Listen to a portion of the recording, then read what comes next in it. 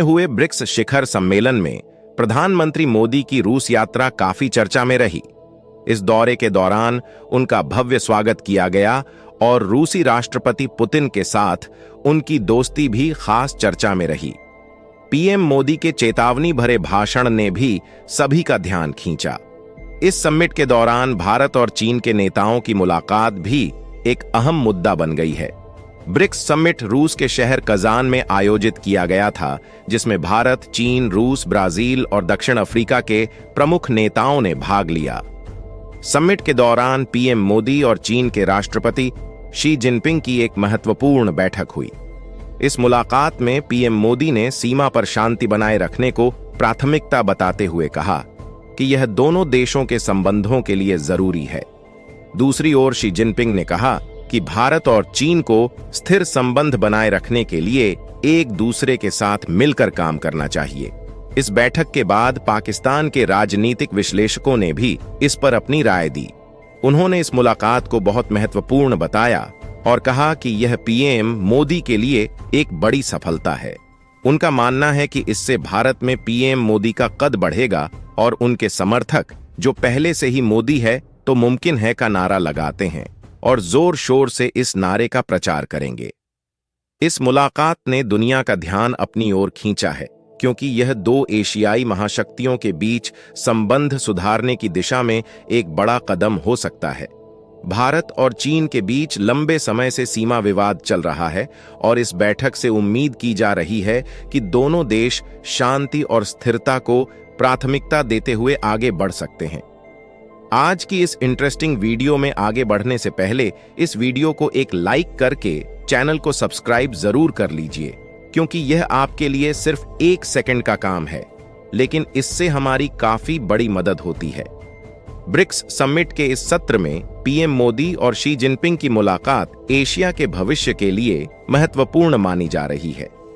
यह मुलाकात राजनीतिक स्थिरता और सीमा विवाद को सुलझाने के प्रयासों की दिशा में एक नई उम्मीद लेकर आई है। ब्रिक्स समिट दुनिया का एक बहुत ही महत्वपूर्ण बहुपक्षीय मंच है, जिसमें 5 बड़े देश शामिल हैं: भारत, चीन, रूस, ब्राजील और साउथ अफ्रीका। यह मंच दुनिया की 40% आबादी और 30% वैश्विक अर्थव्यवस्था को प्रभावित करता है। इस समूह की खास बात यह है कि कई अन्य देश भी इसका हिस्सा बनने की कोशिश कर रहे हैं। इसी कारण ब्रिक्स का महत्व बढ़ता जा रहा है, क्योंकि यह ग्रुपिंग अमेरिका के मुकाबले में खड़ी है, जो खुद को दुनिया का दादा मानता है। इस फोरम में चीन और रूस जैसे 2 अमेरिका के मुख्य प्रतिद्वंदी पहले से मौजूद हैं और अब भारत भी इस ग्रुप का एक महत्वपूर्ण हिस्सा है। इसलिए यह फोरम अमेरिका की रणनीतिक योजना में एक बड़ी चुनौती बन चुका है। इस बार पीएम मोदी ने भी ब्रिक्स में भाग लिया, जिससे दुनिया भर का ध्यान इस समिट की तरफ आकर्षित हुआ।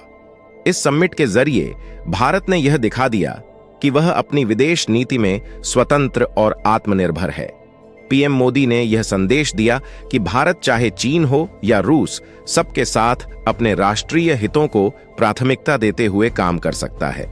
पश्चिमी मीडिया जैसे वॉशिंगटन पोस्ट, न्यूयॉर्क टाइम्स और बीबीसी ने यह नैरेटिव बनाया कि पुतिन अब आइसोलेट, अलग थलग हो गए हैं। लेकिन ब्रिक्स समिट में ईरान, तुर्की और अन्य देशों की उपस्थिति ने इस नैरेटिव को कमजोर कर दिया। इससे यह साबित हुआ कि पुतिन अब भी अपने देश की प्रतिष्ठा बनाए रखने में सफल हैं और उनका समर्थन करने वाले देशों की संख्या कम नहीं है। ब्रिक्स की सफलता से अमेरिका में बाइडेन की आलोचना शुरू हो गई, क्योंकि यह समिट अमेरिका की दादागिरी को सीधी चुनौती देता है। कनाडा के प्रधानमंत्री ट्रूडो को भी भारत से संबंध खराब करने की वजह से आलोचना का सामना करना पड़ा और कहा जा रहा है कि उन्हें इस्तीफा देना चाहिए।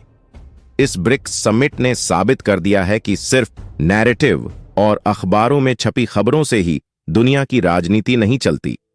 असली तस्वीर तब सामने आती है जब यह नेता आपस में मिलते हैं और दुनिया के सामने अपनी एकजुटता दिखाते हैं। ब्रिक्स समिट में भले ही सभी देशों के मुद्दे चर्चा में थे, लेकिन सबसे अधिक ध्यान भारत और चीन के संबंधों पर था। दोनों देश पिछले 5 साल से बॉर्डर पर आमने सामने खड़े हैं, खासकर गलवान घाटी की झड़प के बाद से। इसीलिए यह सवाल उठ रहा था कि क्या इस बार पीएम मोदी और शी जिनपिंग के बीच कोई बातचीत होगी? भारत ने पहले ही स्पष्ट कर दिया था कि जब तक बॉर्डर पर शांति नहीं होगी तब तक चीन के साथ कोई सीधी बातचीत नहीं होगी। करीब 1.5 महीने पहले विदेश मंत्री एस जयशंकर ने भी यही बात दोहराई थी। भारत का यह स्टैंड बताता है कि वह सीमा विवाद के मसले पर सख्त है। चीन को अंततः यह समझ आ गया कि सीमा विवाद के कारण वह खुद फंस रहा है। इस कारण चीन ने यह मान लिया कि 2020 से पहले के स्टेटस पर लौटना बेहतर होगा। इसका मतलब यह है कि दोनों देशों की सेना उस स्थिति में लौट आएगी जब दोनों पक्ष पेट्रोलिंग कर सकते थे और शांति बनाए रखने के लिए साथ साथ काम कर सकते थे। यह एक महत्वपूर्ण कदम है, लेकिन इसके साथ ही भारत का रुख है कि असली संबंध सुधार तभी होगा जब जमीन पर यह समझौता सच में दिखेगा। पीएम मोदी और शी जिनपिंग के बीच का रिश्ता काफी उतार चढ़ाव भरा रहा है। एक समय ऐसा था जब पीएम मोदी ने शी जिनपिंग को झूला झुलाया था और दोस्ती के संकेत दिए थे। लेकिन गलवान घाटी की घटना के बाद से भारत ने चीन के प्रति सख्त रुख अपनाया है। मोदी सरकार और विदेश मंत्रालय ने यह साफ कर दिया कि चीनी नेतृत्व पर बिना ठोस कार्यवाही के भरोसा नहीं किया जा सकता। भारत में कुछ लोग, विशेषकर कांग्रेस पार्टी और अन्य विपक्षी दल, इस समझौते को लेकर आलोचना कर रहे हैं। उनका कहना है कि चीन पर भरोसा करना सही नहीं है। इस समय जो भारत और चीन के बीच नया समझौता हुआ है वह सीमा पर शांति बनाए रखने का एक प्रयास है। हालांकि यह सिर्फ समझौता है। असली परीक्षा तब होगी जब जमीन पर इसका असर दिखेगा। भारतीय नेतृत्व ने यह स्पष्ट कर दिया है कि चीन के साथ रिश्ते तभी आगे बढ़ेंगे जब सीमा विवाद का समाधान दिखाई देगा। आरएसएस भारत में एक मजबूत और प्रभावशाली संगठन है, जिसकी वजह से यह मुमकिन नहीं है कि अमेरिका भारत के राज्यों को किसी और देश की तरह बंगाल को बांग्लादेश या पंजाब को पाकिस्तान में बदलने जैसा सपना देख सके। आरएसएस की भूमिका भारत में न सिर्फ संस्कृति और राष्ट्रीयता को बढ़ावा देने में है, बल्कि यह एक मजबूत राष्ट्रवादी संगठन के रूप में भी काम करता है। यह भारत के लिए संप्रभुता और राष्ट्रहित को सबसे पहले रखने की प्रेरणा देता है। प्रधानमंत्री मोदी के नेतृत्व में भारतीय राजनीति का प्रमुख उद्देश्य भारत फर्स्ट है, जिसका मतलब यह है कि देश का राष्ट्रीय हित हमेशा प्राथमिकता पर रहेगा। हाल ही में पाकिस्तान ने भी खुद को ब्रिक्स में शामिल करने के लिए आवेदन किया। यह एक चौंकाने वाला कदम था, लेकिन पीएम मोदी ने साफ कर दिया कि आतंकवाद को समर्थन देने वाले देश को ब्रिक्स जैसी महत्वपूर्ण अंतर्राष्ट्रीय समूह में शामिल नहीं किया जा सकता। इस रुख ने दुनिया को दिखा दिया कि भारत की विदेश नीति में कोई समझौता नहीं है, खासकर आतंकवाद के मुद्दे पर। प्रधानमंत्री मोदी का कद विश्व राजनीति में इसलिए ऊंचा है क्योंकि वह किसी के सामने झुकते नहीं हैं। उनकी नीति हमेशा इंडिया फर्स्ट पर आधारित रहती है। वह चाहे अमेरिका के साथ दोस्ती करें, लेकिन यह दोस्ती भारत के राष्ट्रीय हितों को ध्यान में रखते हुए होती है। इसका मतलब यह नहीं है कि अमेरिका को ड्राइवर सीट पर बिठाकर भारत अपनी विदेश नीति को उनके अनुसार चलाएं। अतीत में भारत की विदेश नीति को बाहरी ताकतों के इशारों पर चलाया जाता था।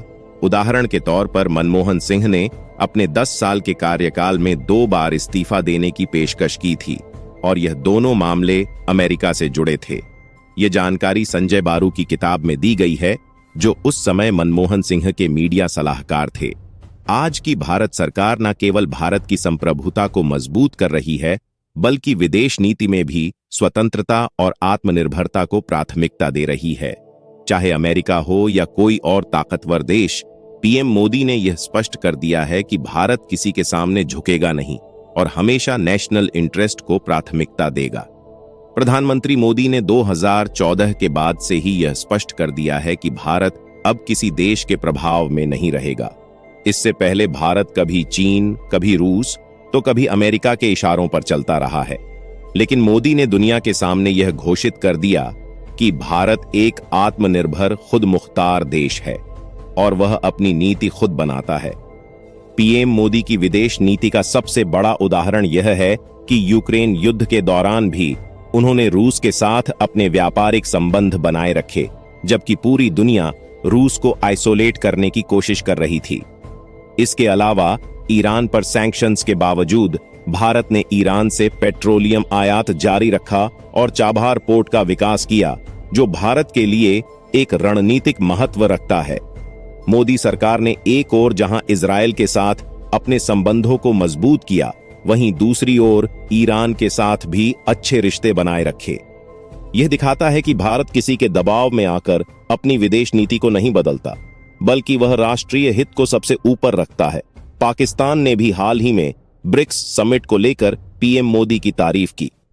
यह आश्चर्य की बात है, क्योंकि पाकिस्तान हमेशा से भारत के खिलाफ आलोचना करता आया है। पाकिस्तान को अब समझ में आ रहा है कि मोदी भले ही उनके लिए कट्टर नेता हो, लेकिन वह अपने देश के लिए ईमानदार हैं। पाकिस्तान के लोगों को लगता है कि काश उन्हें भी मोदी जैसा प्रधानमंत्री मिल पाता, जो देश हित में कोई समझौता नहीं करता। पाकिस्तानी लोग यह भी सराहते हैं कि मोदी के पास ना तो कोई महंगा घर है, ना ही बड़ी गाड़ियां हैं, फिर भी वह दिन रात देश के लिए मेहनत करते हैं। यह देखकर पाकिस्तान के लोग चाहते हैं कि उनके पास भी एक ऐसा नेता हो जो पूरी तरह से देश के प्रति समर्पित हो। पीएम मोदी ने यह साबित कर दिया है कि भारत अब आत्मनिर्भर और स्वतंत्र है। वह अमेरिका, चीन और रूस के साथ अपने राष्ट्रीय हितों को ध्यान में रखते हुए ही काम करता है, न कि उनके दबाव में आकर। यह एक ऐसी नीति है जो भारत को एक सशक्त और स्वतंत्र देश के रूप में स्थापित कर रही है। अगर दुनिया का कोई भी न्यूट्रल ऑब्जर्वर, तटस्थ पर्यवेक्षक प्रधानमंत्री मोदी के कामकाज को देखे, तो वह वही कहेगा जो मैक्रों, फ्रांस के राष्ट्रपति पुतिन, रूस के राष्ट्रपति डोनाल्ड ट्रंप, अमेरिका के पूर्व राष्ट्रपति और दुनिया भर के डिप्लोमैट्स, राजनयिक कहते हैं। ऐसे लोग इंटरनेशनल पॉलिटिक्स, अंतर्राष्ट्रीय राजनीति में कभी कभी ही आते हैं। यह बात हर भारतीय के लिए गर्व का विषय होनी चाहिए। हाल ही में प्रधानमंत्री नरेंद्र मोदी और चीन के राष्ट्रपति शी जिनपिंग के बीच एक महत्वपूर्ण बैठक हुई। यह बैठक इसलिए भी चर्चा में रही क्योंकि पिछले 5 साल से बॉर्डर पर तनाव चल रहा था। दोनों देशों ने इस बैठक के दौरान तनाव कम करने और समस्याओं को सुलझाने पर जोर दिया। यह एक सकारात्मक कदम है जो दिखाता है कि अब दोनों देश शांति और स्थिरता की ओर बढ़ रहे हैं। पिछले 5 वर्षों में पीएम मोदी ने भारत को अंतर्राष्ट्रीय स्तर पर एक मजबूत राष्ट्र के रूप में स्थापित किया है। उन्होंने दुनिया को यह दिखा दिया है कि भारत की ताकत क्या है। उनके कार्यकाल में कई ऐसे कार्य हुए हैं जिन्हें पहले असंभव समझा जाता था। शायद यही कारण है कि उनके समर्थक कहते हैं, मोदी है तो मुमकिन है। प्रधानमंत्री मोदी के नेतृत्व में भारत ने अंतर्राष्ट्रीय राजनीति में एक नई पहचान बनाई है। चाहे वह बॉर्डर पर शांति की कोशिश हो या दुनिया के बड़े नेताओं के साथ बातचीत, पीएम मोदी ने यह साबित कर दिया है कि वह एक सशक्त और दूरदर्शी नेता हैं। तो दोस्तों, इस मुद्दे पर आपकी क्या राय है? कमेंट बॉक्स में अपनी सोच जरूर बताएं। इंटरनेशनल खबरों के लिए हमारे चैनल को सब्सक्राइब करें और बेल आइकन भी दबाएं ताकि हमारी नई वीडियो सबसे पहले आप तक पहुंचे। जय हिंद, जय भारत।